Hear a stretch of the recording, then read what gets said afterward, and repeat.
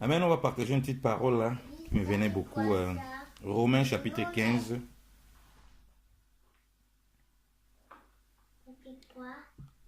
Je vais lire du verset 1. Romains. Oui, Romains chapitre 15, à partir du verset 1.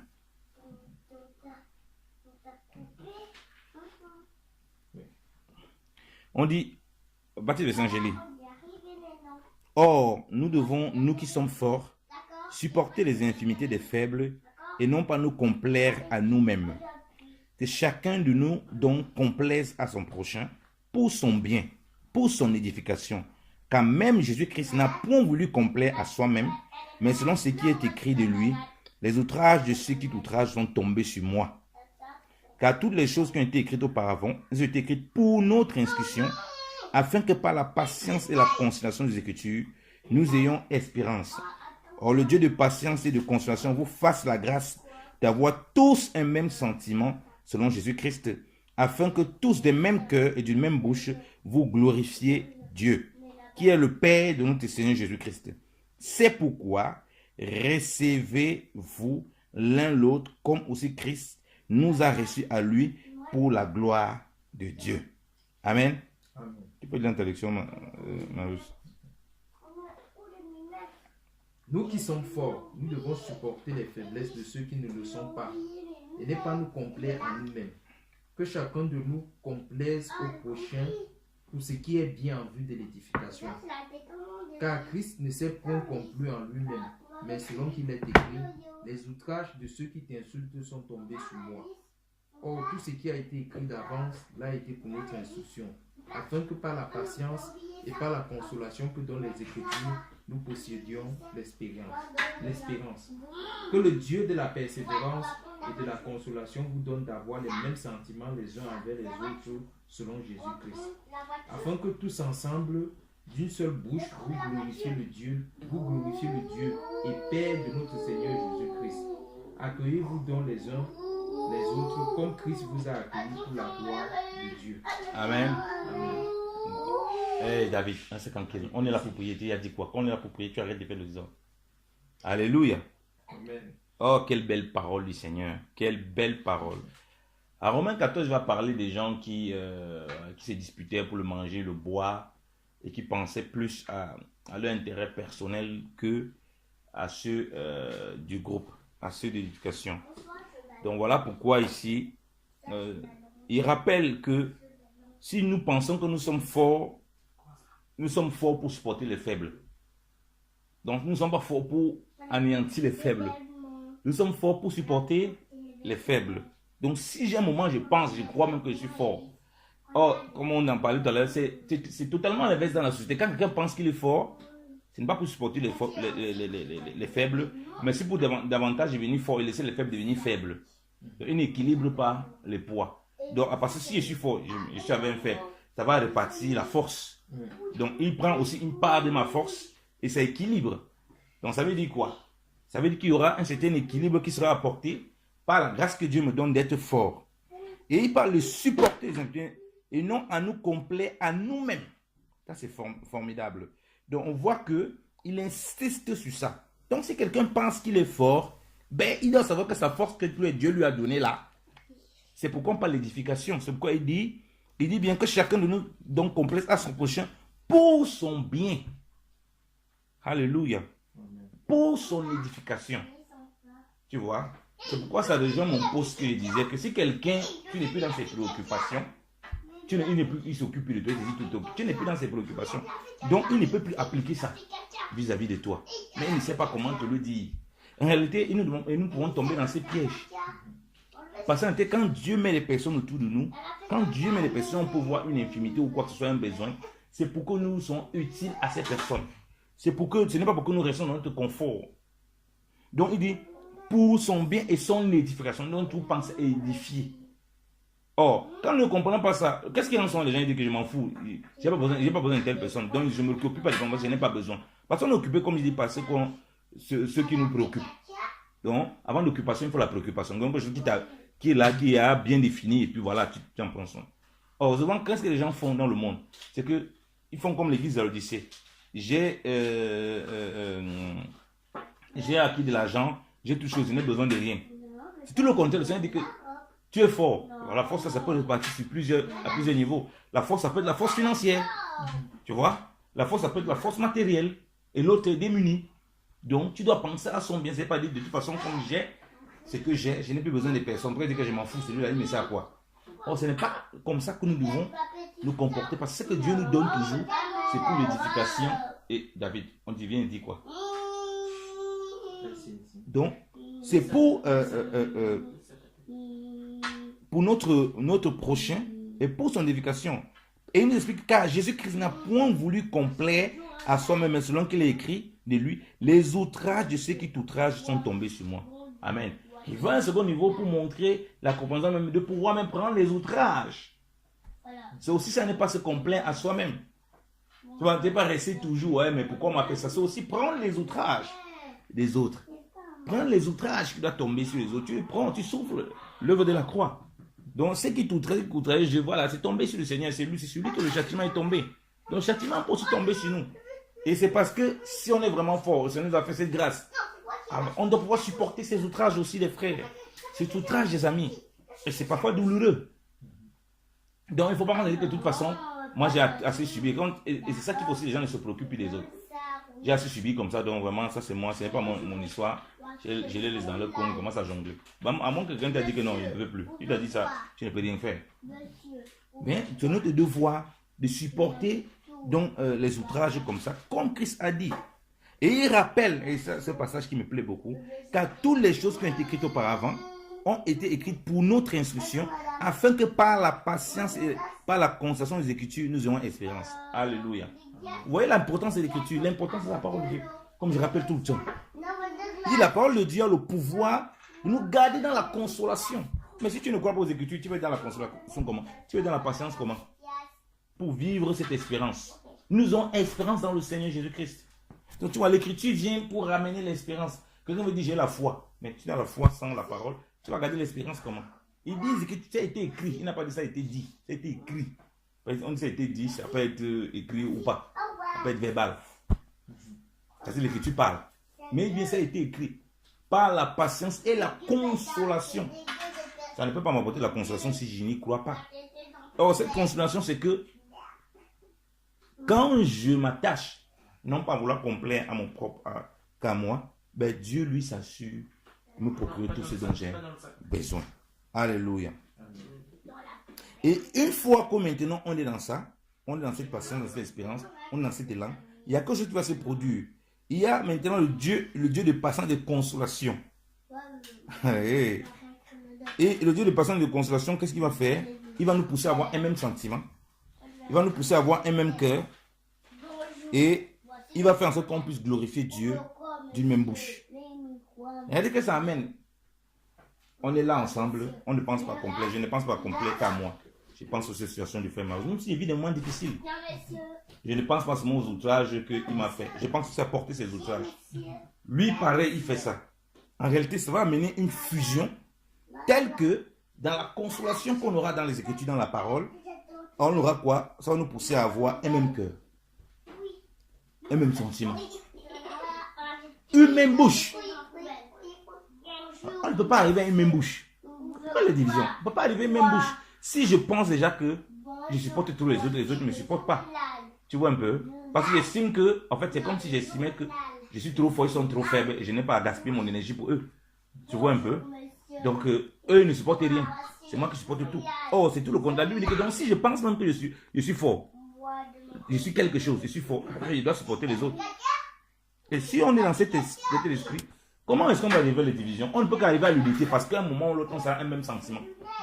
On sera des mêmes cœurs. Et on va pouvoir glorifier Dieu d'une même bouche.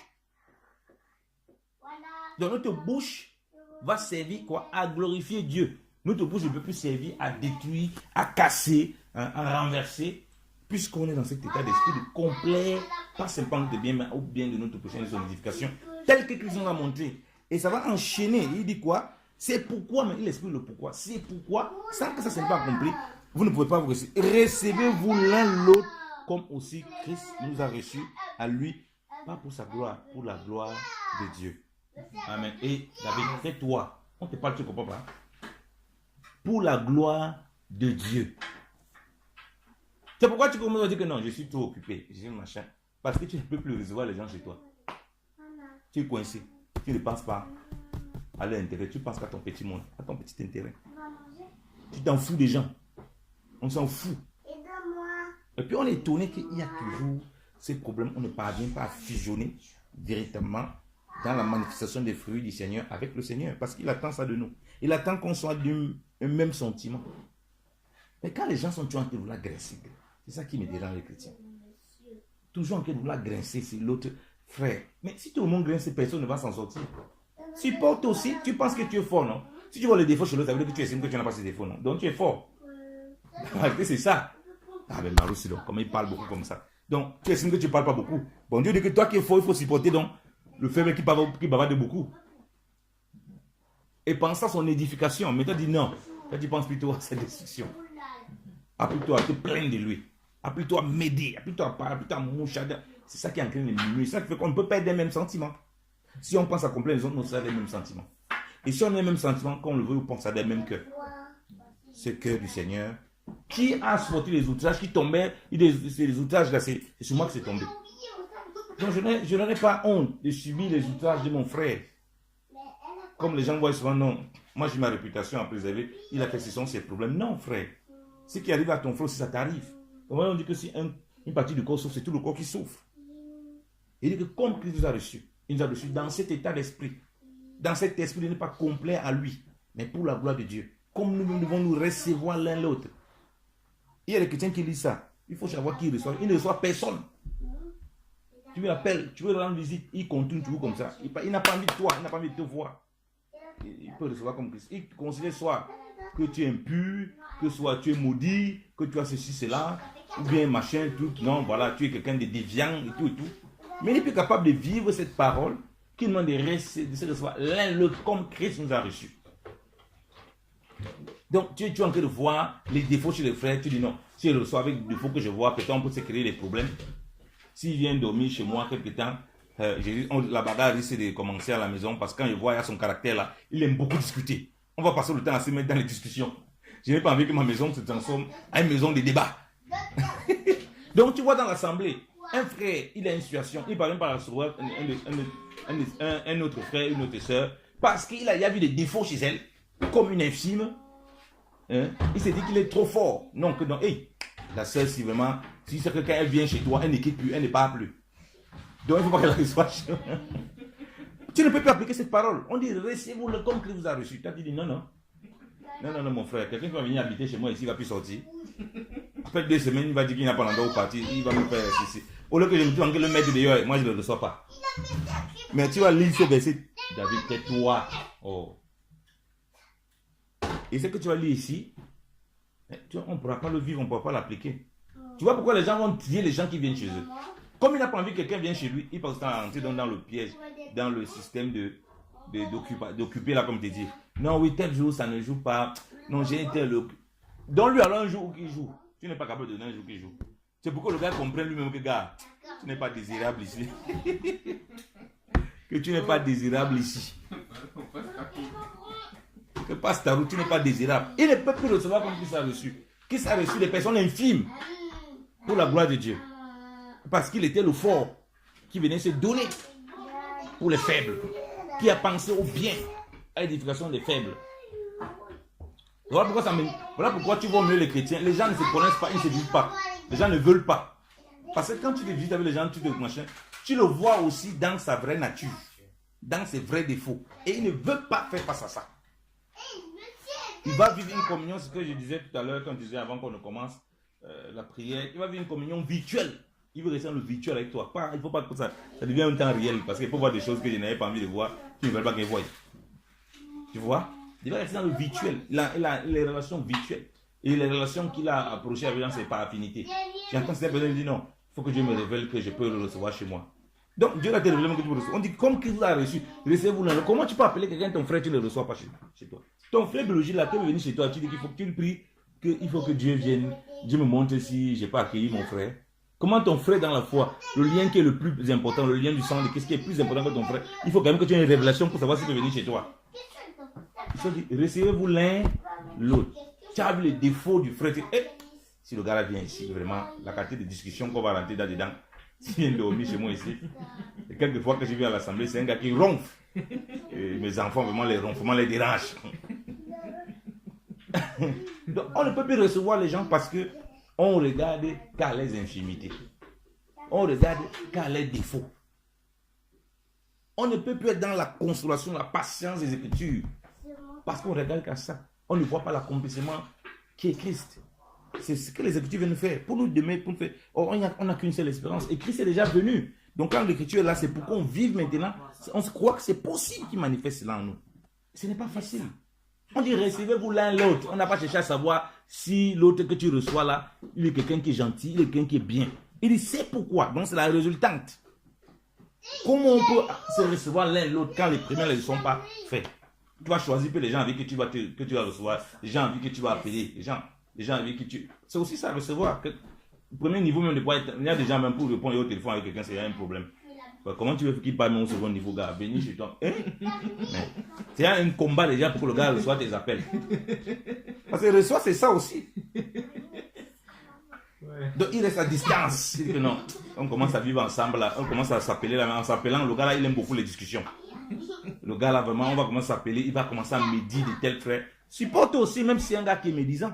C'est aussi ça. Pendant au travers de le recevoir, là, tu vas peut-être l'exhorter, parce que non, frère, c'est pas comme ça qu'on fait.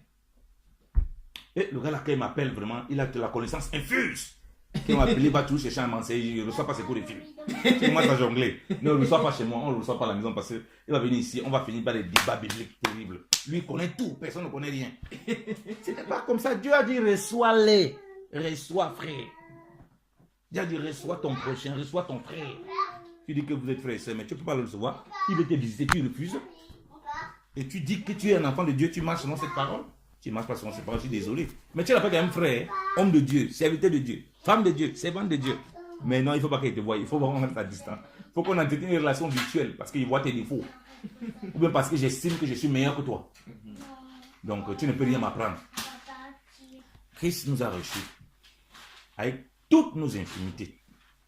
Il était comme celui qui est fort. Donc si on pense qu'on est dans une position de celui qui est fort, raison de plus encore de recevoir. Alléluia. Vraiment que le Seigneur fasse qu'on ne soit pas... nos maisons doivent ouvertes à tout le monde. Et quelqu'un nous a piétiné, notre maison est ouverte. Quelqu'un nous a craché dessus, notre maison est ouverte. Comme on a dit, c'est à cause de ça qu'il a souffert les outrages là. Donc, c'est ça. Bien aimé dans le Seigneur. Donc, il est important qu'on reçoive. On dit recevez-vous l'un l'autre. Ce n'est pas recevez seulement ceux qui vous reçoivent. Assistez simplement ceux qui vous assistent. Fortifiez seulement ceux qui vous fortifient. Donc Dieu veut qu'on reçoive l'un l'autre. On ne peut pas recevoir le son de vie parce qu'on dit la on ne pense qu'à nous-mêmes. On ne vit que pour nous-mêmes. Et si on passe seulement ce temps à se complaire à nos soi-disant forces. Donc tu vois que c'est aussi pour ça que Dieu permet que certains voient les infimités des autres. Comment ils vont se comporter maintenant quand tu as vu? C'est ça. Tu vas recevoir quelqu'un comme ça lorsque... Parce que recevoir aussi, c'est être ouvert à la personne. Tu vas recevoir comment quelqu'un comme ça? Tu vas être ouvert à quelqu'un comment? Quand tu as déjà qualifié de tous les noms. Tu as trouvé toutes sortes de remarques sur lui. Tu as trouvé toutes sortes de choses malsaines sur lui. Tu ne peux plus t'ouvrir à lui. Donc tu ne peux plus le recevoir comme Christ. Au fait, tu es dans juste la statue parfaite, comme dit souvent, de l'antéchrist, pas la statue parfaite de Christ. Tu es dans la statue parfaite du diable. Donc tu sais plutôt récemment à Satan. Satan ne reçoit personne. Si ce n'est ce qui va dominer. Or, le contraire avec le Seigneur, c'est que lui, il nous reçoit sachant nos infimités et il sait que son amour va nous montrer le droit chemin. Donc, recevoir l'un l'autre frère, même si tu sais que l'autre il bavade beaucoup, reçois-le. L'autre il se plaint beaucoup, reçois-le. Tu vas l'exhorter aussi. Mais tu ne supportes plus le frère, tu supposes que non, il bavade trop, il se plaint trop. L'autre, il tient une discuter, reçois-le. L'autre, c'est un menteur, il va encore venir me mentir. C'est quelqu'un, reçois-le. L'autre, c'est un faussaire, reçois-le. L'autre a n'importe quel défaut, reçois-le. Le Seigneur te dit que tu dois le recevoir, qu'on doit le recevoir, bien aimé dans le Seigneur. Mais tu n'es plus capable de faire ça. Tu n'as plus d'ouverture. Tu ne peux pas appeler. Tu ne peux pas fréquenter. Tu fais toutes sortes de choses. Voilà pourquoi tu rentres dans une sorte de... Je suis Dieu occupé. En fait, tu ne donnes plus aucune ouverture. Un homme qui s'enferme comme ça, il ne peut plus recevoir les gens. Mais il ne marche pas effectivement dans ces fruits de l'esprit. Comment cet homme peut lire l'écriture? Il est encore dans la patience et la consolation que le Seigneur nous demande. Il ne peut plus. Parce que la patience et la consolation qui nous parlent aux Écritures, c'est selon Christ. On voit comment Christ devait porter nos fardeaux. On voit comment Christ devait recevoir. Il a reçu tous nos fardeaux, tous nos coups. Il a pris les coups à notre place. Il a pris les gifles à notre place. On voit comment on est dans cette patience, cet esprit qui va venir nous sauver. Et là maintenant, on prie que l'accomplissement se fasse. C'est-à-dire qu'on désire revêtir notre demeure céleste. Revêtir un corps glorieux qui ne pèse plus. Alors, on s'attend à cela. Mais quand même, on dit on ne veut pas recevoir les gens. On se met à l'école, on commence à être des menteurs professionnels. Non, j'ai telle chose à faire, je veux faire. Mais pas derrière. On va dire à notre frère, on va dire à une soeur, non, la personne là me dérange vraiment, j'ai tout essayé, mais je ne parviens pas, je ne peux pas, je ne supporte pas. Tu ne supportes pas comment? Alors qu'on dit que si tu es fort, tu dois supporter. Donc si tu dis ça, quelle est la tête des choses, ça veut dire que tu estimes que tu n'as pas ça. Alors si tu n'as pas ça, ça veut dire que tu es fort. Alors tu dois supporter. Comment c'est l'inverse? Tu vois les défauts chez des gens, tu vois les défauts que tu estimes que tu n'as pas de défauts. Raison de plus pour les supporter. Mais c'est tout le contraire qui se produit parmi les chrétiens. Comment on peut dire qu'on supporte quelqu'un qu'on ne le reçoit pas? Tu dois faire face à cela. Parce que toi aussi, tu as des choses que lui aussi doit faire face. Recevoir, c'est ça. Mais il y a les personnes, tu n'as jamais contacté, tu n'essaies pas de contacter, tu ne donnes pas de nos ouvertures. D'autres aussi, tu ne veux même pas les sentir, même qu'ils essaient de contacter, tu sais, tu les jongles. Tu es en train de voir la malice, l'hypocrisie sur les autres, et tu dis non, ça me mal. Non, tu as un problème. Parce que tu es en train de voir les défauts. C'est très dangereux. Parce que, effectivement, si tu tombes là, si tu restes dans ces pièges, tu es dans ce que le Seigneur a dit, tu vois toujours la poutre chez les autres. Tu ne vois pas que les autres ont la paille et toi tu as la poutre. Et c'est très dangereux. Si tu penses que tu es vraiment fort et que Dieu permet que ces gens soient autour de toi, mais c'est pour que tu, avec ta force, tu les apportes le conseil de Dieu. Tu les apportes l'amour de Dieu. Ah non, je ne peux plus supporter ce frère, il est trop hypocrite. Il est trop hypocrite. Je ne peux plus supporter ce frère. Quand il me salue comme ça, c'est un salut démoniaque, elle est trop hypocrite. Mais mon frère, c'est quoi ton problème? Si elle est hypocrite, montre-lui l'amour de Dieu, alors toi qui es sincère, qui n'est pas hypocrite dans ta démarche. Pourquoi est-ce que ça va te transformer maintenant en calomniatrice?